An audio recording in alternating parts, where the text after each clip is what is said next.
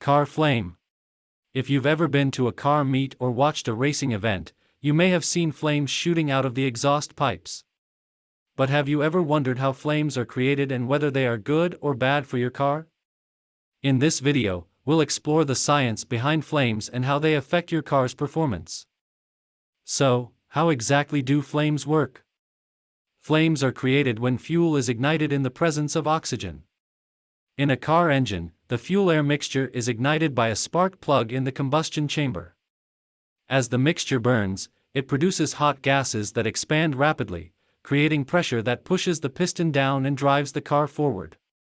However, in some high-performance cars, the fuel-air mixture is deliberately set to be rich, which means that there is more fuel than required for complete combustion.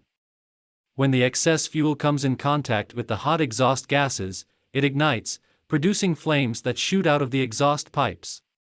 This is known as an afterburner or a backfire.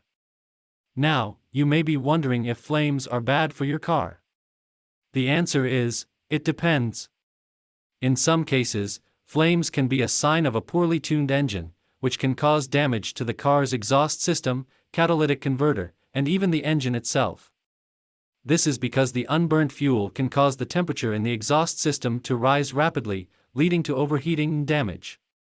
However, in high-performance cars that are designed to produce flames, the engine and exhaust system are specially engineered to handle the additional heat and pressure.